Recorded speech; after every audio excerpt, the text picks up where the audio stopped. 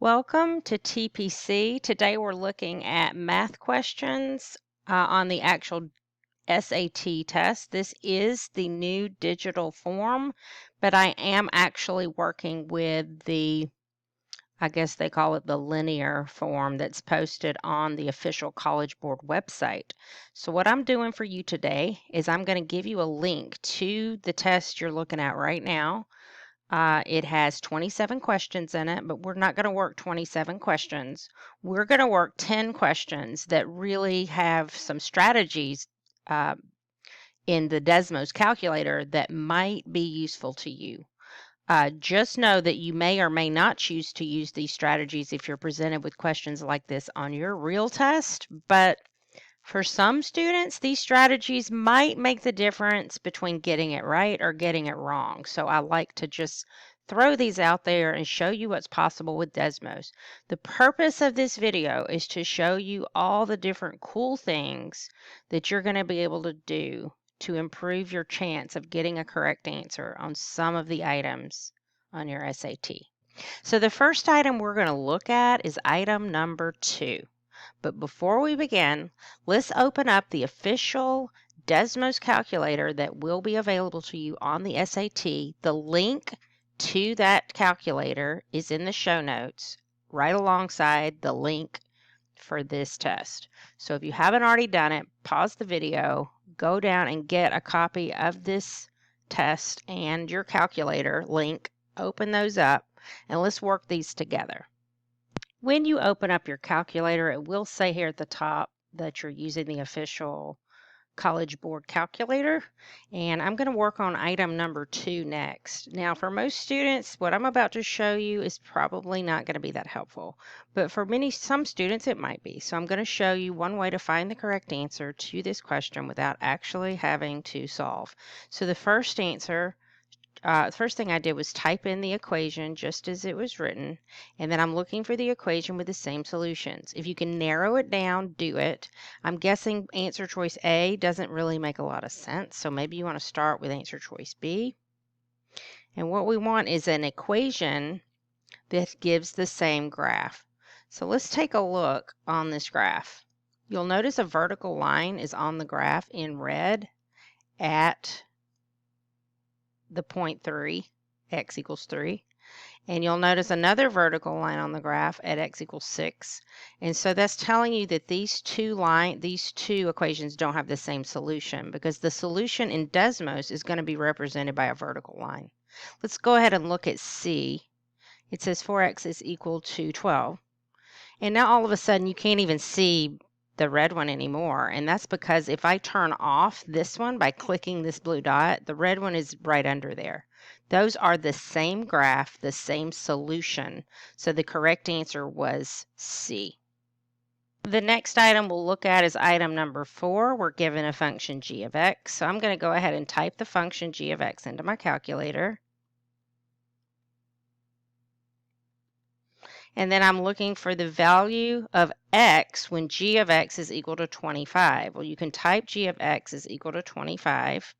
You can't see the blue in this graph. That means you need to scroll up or out until you find it. So if you will click on the points of intersection, it's going to show you what values of x will give you an output of 25, and to verify you can type it in.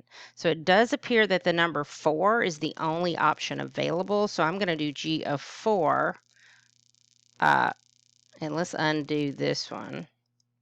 It won't evaluate it as long as I have 2 g of x's there, but g of 4 is 25, so the correct answer was 4, so answer choice A. The next question is item number 7, and we have a function f of x. So I'm going to type it in. And it says what is the value of x when x is equal to 4.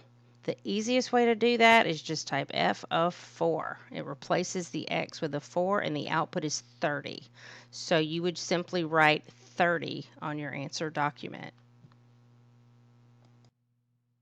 The next question we'll look at is question number 10. This is a system of equations. These are linear equations. So the first thing we're going to do is type in the equations into Desmos. And I will say this is where Desmos is definitely better than most handhelds because you can simply click on the graph to get your solution. So in this case, I've got two lines, and I'm looking for the point of intersection. Well, you can't really see it in the graph, but you can zoom out, and let me show you where that is. There's a plus and a minus here.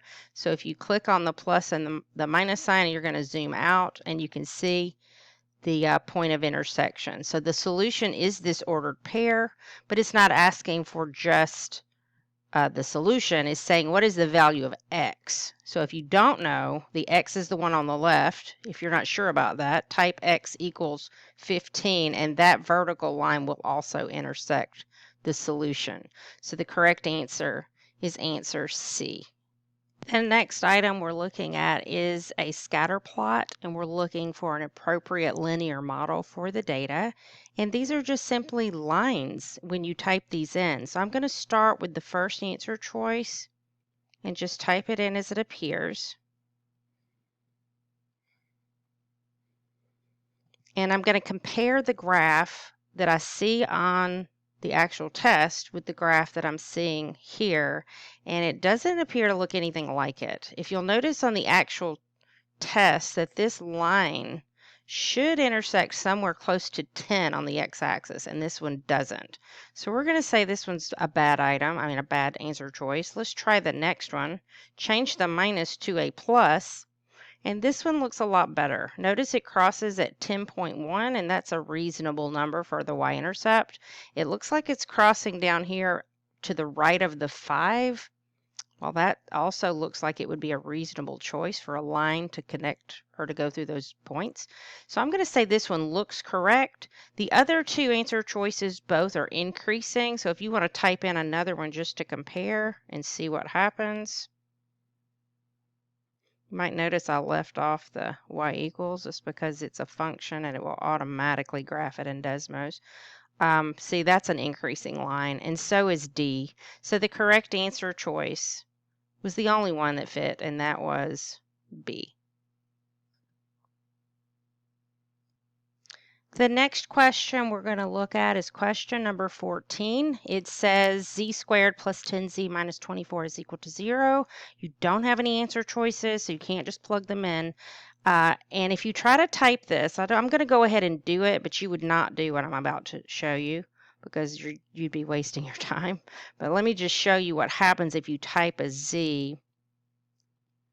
First of all, nothing will show up in this graph. You'll get a little triangle that says we only support implicit equations of x and y, meaning you can't use z with an equals 0 at the end. So the way around that is to go ahead and change the z to an x, which is what we're used to, and it will produce the solution to this equation. And so the answer is 2. So you could say x is equal to 2. Or actually, you can't say x because there is no x in this problem. You would say z is equal to 2. But really, 2 is not the only option available. You will get a correct answer if you type x is equal to 2. Notice that's right on top of that, but look over here. If you zoom out, there's another answer right here at negative 12. So x is equal to negative 12. We'll put a vertical line over here at negative 12. There are two solutions. You only need one of these on the test, so don't write them both. Just pick one and write them. So 2 is fine. I just wanted you to know that that wasn't the only correct answer. The next item I'm working is item number 18. We're given a graph and we're looking for an equation that would represent this graph. And hopefully you can eliminate some of these answer choices right off the bat. So I'm going to start with answer choice A and see that that line is increasing, so that won't work. And neither will C for the same reason. It's going to be 12 for a slope. That's a positive slope. So we're really down to just two answer choices. So I'm going to go ahead and put in answer choice B, which is 8x plus 12y equals 480. And I cannot see that. So I'm going to have to change my window on my graph. This does take time, so I don't know if this strategy will work if you're running out of time, but I do want to show you how to do it. Click on the wrench. Let's make our X quantities, our X axis go from 0 to 100. So right here, you're going to put a 0.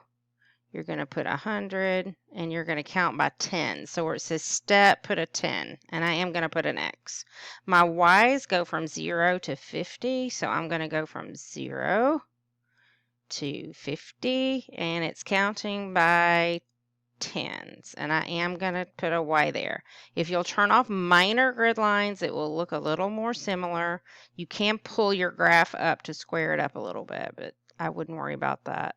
So this one is correct. You'll notice it intersects at the 40 and it intersects at the 60, and that's exactly where the line in this problem intersects. So the correct answer was answer choice B. The next item is number 21. We're given a circle in the XY plane that has a diameter with these endpoints, 2, 4, and 2, 14. So first thing I'm going to do is put those endpoints in my graph. So you can type the order pair and click label, and it will show it in the graph.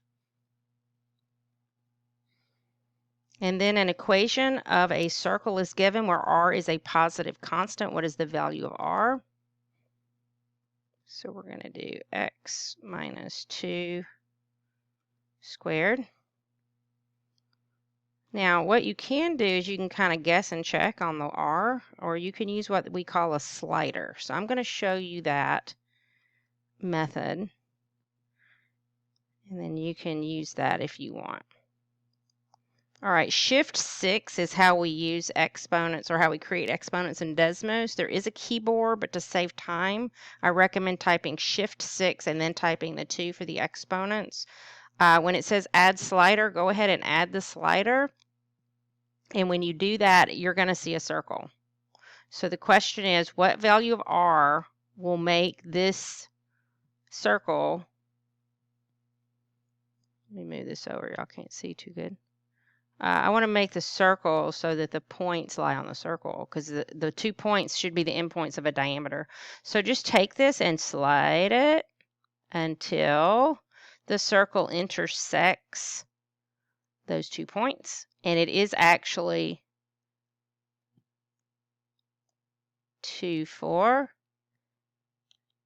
2, 14. Whoops.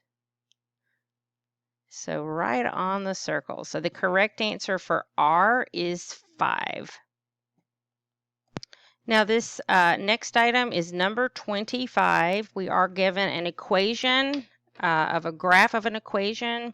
So we do need to graph this function. This is a quadratic function. You don't have to know that, but you will see that there is a parabola when we graph it. And there it is. Well, actually, you can't see it because it's at negative 100. So what I want to do is I want to zoom way out, and you can use the plus little minus feature to find it. And this parabola is way down here, far, far away. And so the thing is, what value of y would I use? Now, let me show you something. If I do y equals c, for whatever reason, it's using a 1 for that. I don't know. I don't know why it's doing that. So what I have to do is guess and check. So let's do y equals 1, and you see where that is? Y equals negative 5, y equals negative 60, and see it's moving closer and closer. My goal is to intersect this in exactly 1 point, and that would be the vertex. So I need y is equal to negative 79.75. So we'll do y equals negative 79.75, and now they intersect at this point. So the answer is negative 79.75, but none of the answer choices look like that. So what we're going to do is type negative 79.75, and this little thing pops up. It's a fraction. It's going to convert this decimal into a fraction, and so the correct answer was negative 319 over 4, and that was answer choice C. The next question, and the last one we're doing today, is item number 26, and we're given a system of equations. So I'm going to type in the system first, 2x plus 3y is equal to 7. And then on another row, I'll type the other one. You should notice that these are giving you the same line, which basically means every point on this line is a solution. If you turn off the blue, you'll see the red underneath it, but you actually don't have to know that. So what I'm going to do is I'm going to type the answer choices. I'll start with answer choice A. So I'm going to do R divided by, the divide is right next to your shift key on the right side of your keyboard. And then we're going to do plus 7, comma, negative R divided by 5. And then plus 35. Okay, and then I'm going to add the slider. Now the goal is to find a point that falls on this line. And I can't even see the point. So if you keep on zooming out, it's up here. This point is nowhere near this line. So I need a point that will be on that line no matter where I put this. So that's not going to work. Let's go ahead and try answer choice B. So I've got negative 3r over 2. So I'm going to change this to negative 3r over 2 plus 7 over 2. And then I need this to be an r. And look at that. It's on the line. And it doesn't matter what I make r. I can make the r move around, and guess what? It's always on the line. So the correct answer was answer choice B. Okay, there are a couple of things I want to tell you. We are finished with our items, and we did them in about 16 minutes or under 16 minutes, which is great because that's our time limit. But I do want to show you this. If you're using this to practice for the SAT, it's very important that you reset your window and reset everything after each question, because that's probably what's going to happen when you're in the test. Unfortunately, since I'm not a student and I'm no longer in the classroom, I cannot download the official Blue Book to do the embedded one with you. So if you're doing this with me with this calculator, be sure to click on this little gear, click on delete all, and notice how everything's back to the way it was when you came in. It's the quick way to reset your calculator. So let me just make something up again. Let's say I have this line and I zoom way out and change my window, make some changes, click on the gear, click on delete all, and it will reset your graph. So be sure you're doing that if you're working these along with me. We have other practice sets coming, so please stay tuned. If you haven't already, like and subscribe so that you can get more practice on your Desmos graphing calculator. I definitely think this can make a difference in your score because some of these items, I don't know if you've noticed, but implicit equations are super easy to graph in Desmos and not always as easy to graph in your standard handheld graphing calculator. So hopefully this has been helpful. If you have any questions or comments, leave them in the video and I'll get right back to you. Thanks.